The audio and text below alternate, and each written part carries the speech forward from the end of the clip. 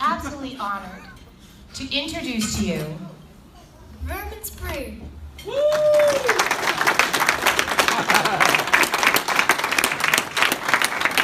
I say free, you say ponies. Free! Pony. Free! Pony. Free! Pony. When I say zombie, you say power. Zombie! Power! Zombie! Power! Zombie! Power! When I say mandatory, you say toothbrushing. Mandatory! Toothbrushing! Mandatory! Toothbrushing! When I say time, you say travel. Time! Travel! Time! Travel! Time! Travel! When I say liberty, you say victory! Liberty! Victory! Liberty! Victory! Liberty! Victory! Give me an A!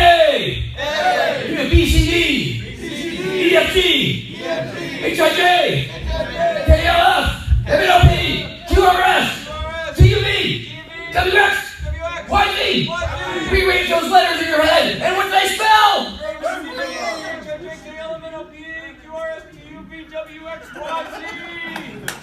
What do we want? When do we want them? Now! Where are we going to get them? Zombie!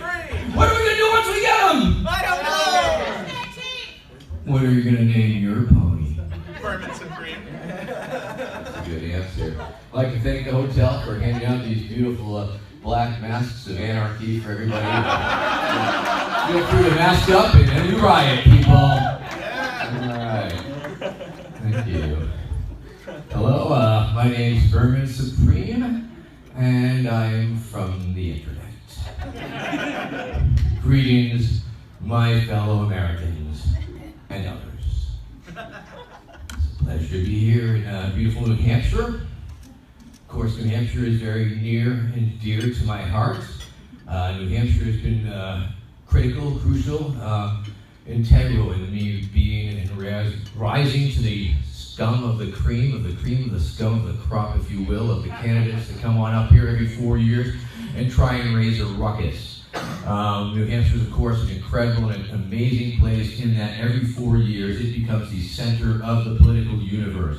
It becomes the ground zero. It becomes the place where every candidate who is running for president shows up. And each and every one of these candidates has campaign headquarters. They have campaign buses. They have campaign events. They have rallies. They have staff. They have volunteers. And they're everywhere you look. You can't walk down the street without tripping over some campaign or some campaign event. And so I've been doing this for quite some time. I've been utilizing the format of the New Hampshire primary as a means for self-promotion. My signature platforms, of course, free ponies, mandatory toothbrushing, zombie, apocalypse awareness. These are issues that, although absolutely ridiculous, seem to have an amazing resonance with the American public, even the international public. Obviously, I've been up here since 1992. I first broke through the media blackout, I guess, in 1992. I made my first national appearance on the Wire service when I was photographed asking Senator Tom Harkin what he was going to do about the weather.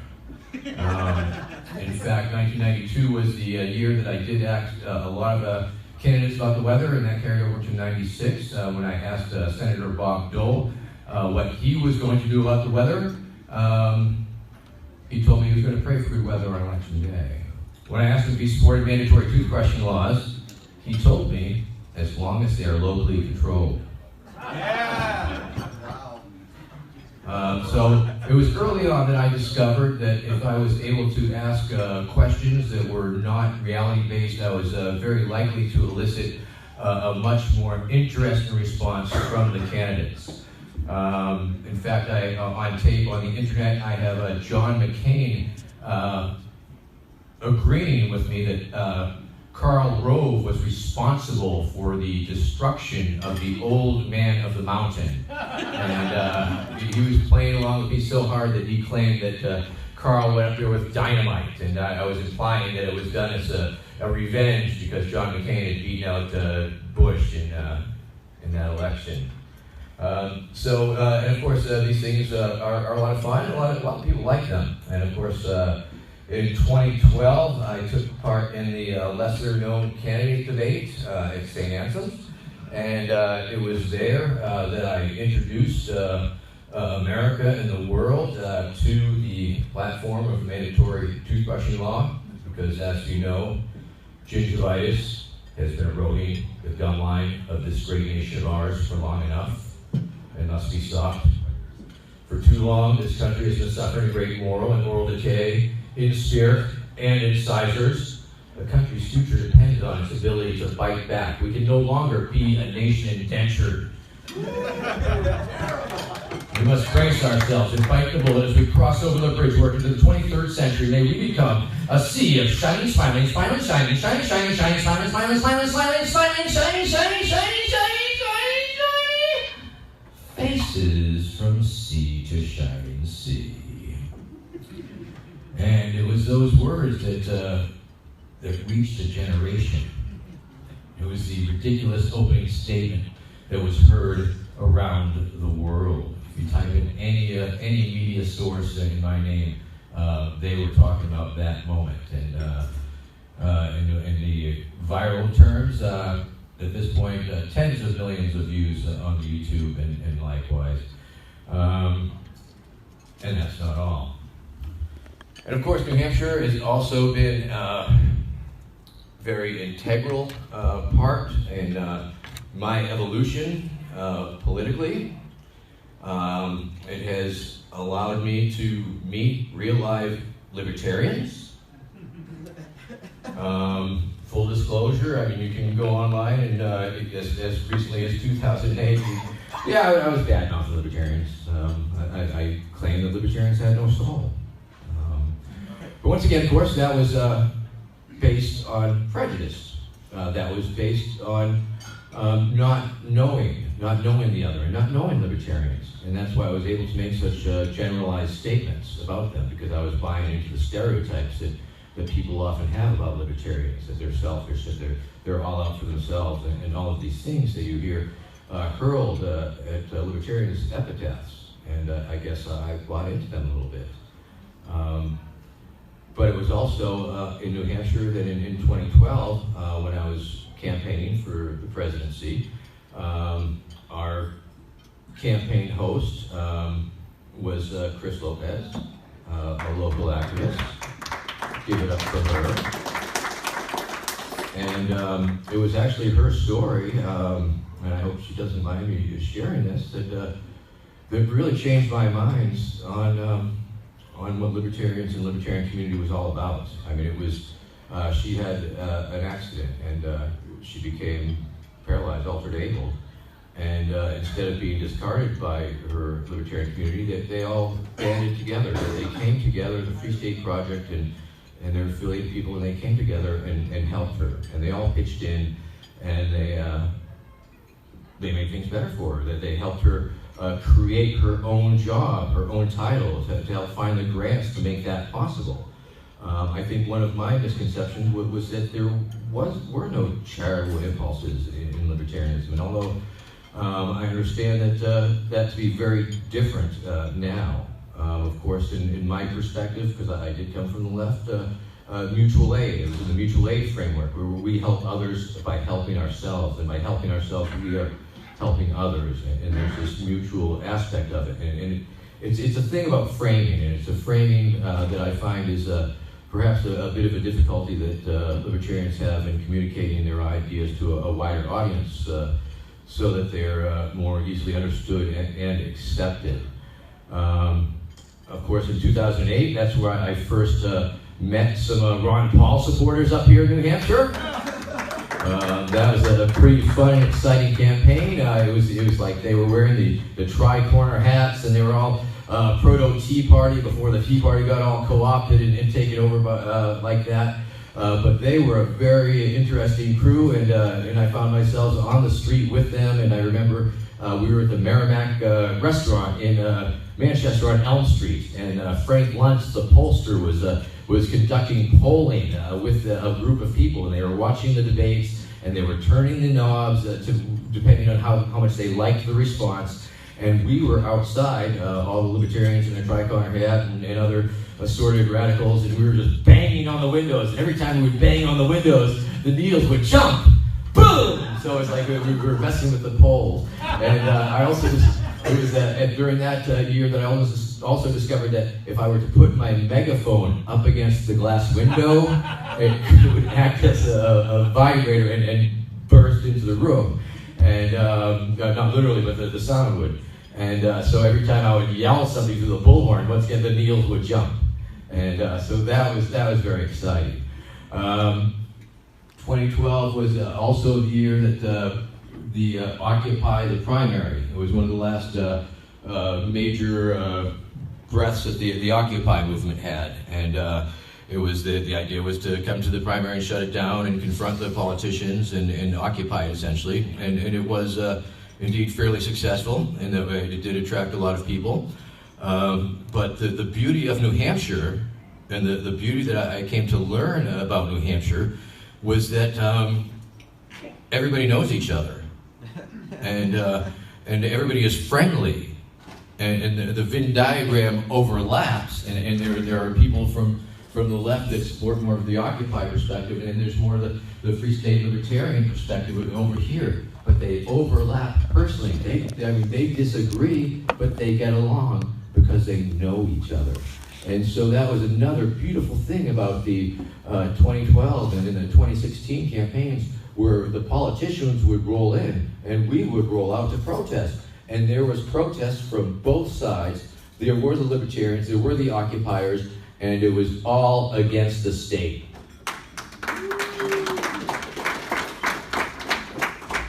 And so it was this evolution of this working and developing a working relationship with the Libertarians and Free State Project of New Hampshire that allowed me to see things in a slightly different light.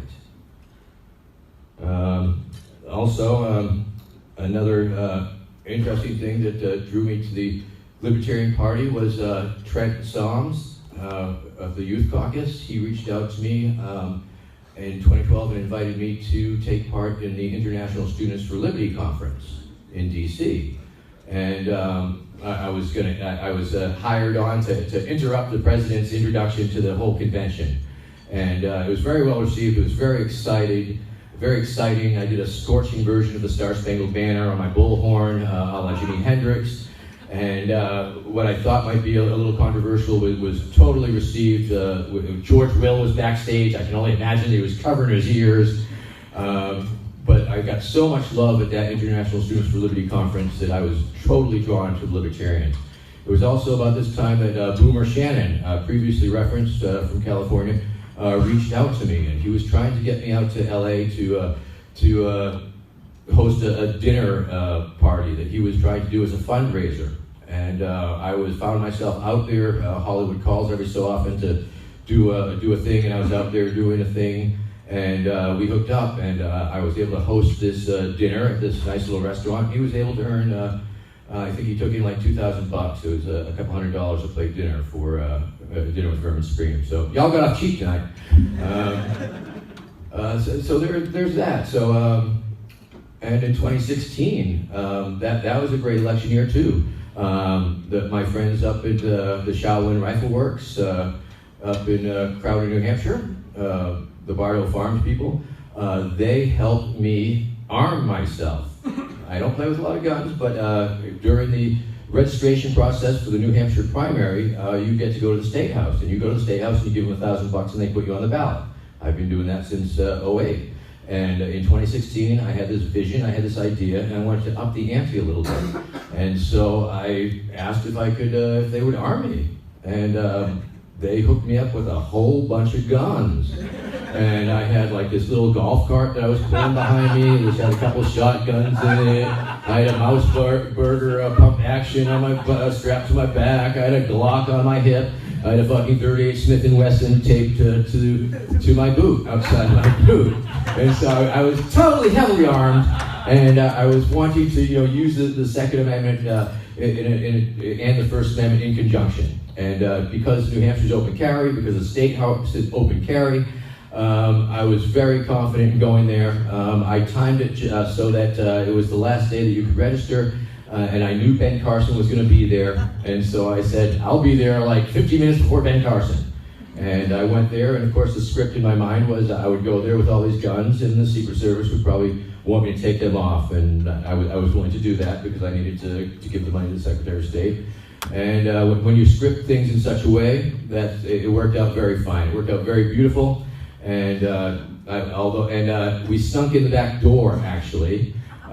We got lost a little parking, and we ended up going, as we were going to the front door where the hard security checkpoint was, this person who worked in the archive department said, Vermin, come on up, you gotta see our time capsule. So I said, okay, and we went up the steps with all the guns and went to the back of the State House, and so we successfully open carried in the State House that day, even though the Secret Service had set up the second floor as a secure area. 2016 was a lot of fun. It was very interesting to see what would happen. 2012, like I say, I mean, my visibility and fame or celebrity or whatever the fuck you want to call it, if you will, sort of shot through the roof. And I was really curious to see what would happen in 2016. And I was pleasantly surprised to see that it sort of started where it left off, where I had achieved this new level of notoriety and visibility. And so after all these wonderful experiences and overtures from these libertarians, I went to the 2016 Libertarian Convention in Orlando, Florida. And let me tell you something. The Libertarian Party Convention and participants and organizers let me have essential, total leeway. I mean, I've never been in a political event like that. I've tried it the Democrats, I tried the Republicans, and they threw me out of my ear. But the Libertarians were very welcoming. They were very happy to have me be in full character, full tilt, and just be this crazy, wild presence. I don't know if you saw the Samantha Bee coverage, when I'm jumping all over Gary Johnson and brushing his teeth with his toothbrush, and just all sorts. At one point during the William Weld nomination, I was walking around the hall with a chair held high above my head. I was referencing the Bernie Bros alleged chair throwing incident like the week before, but nobody cared. They allowed me to walk around the convention hall in this almost threatening manner with this chair above my head. I did receive one vote for chair.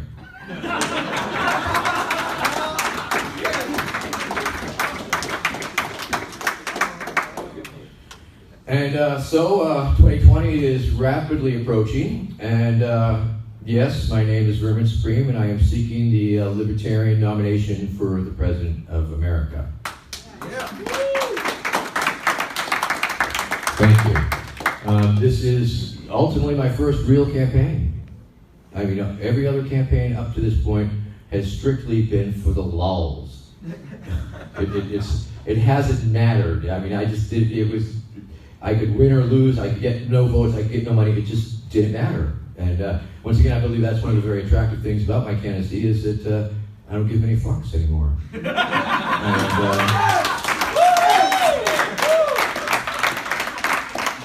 And I have found that not giving any fucks really has emboldened me and allowed me to take on authority figures and police figures and Secret Service figures in a way that I never, ever could have imagined.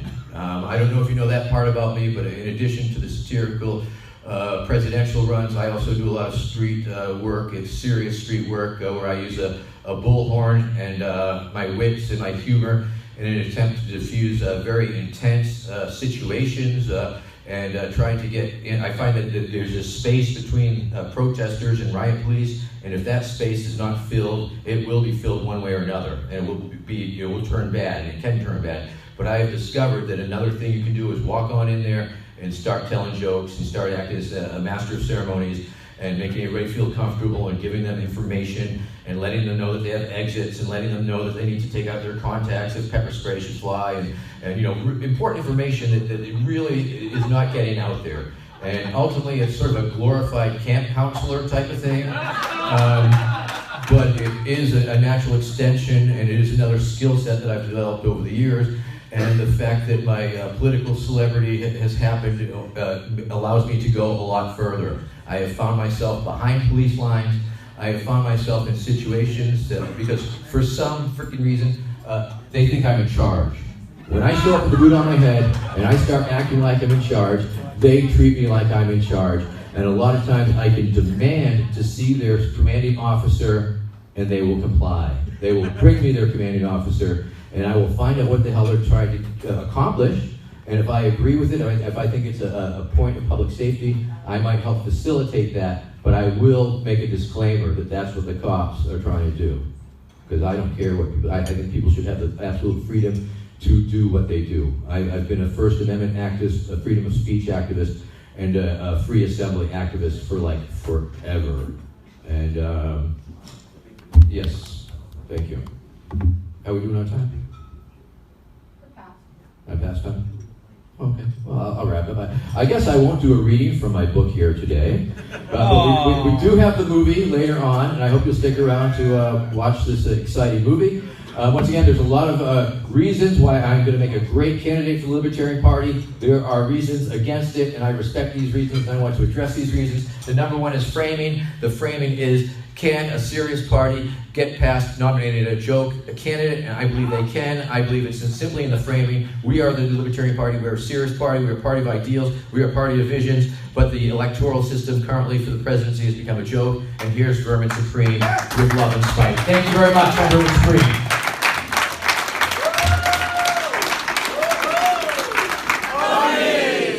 All right.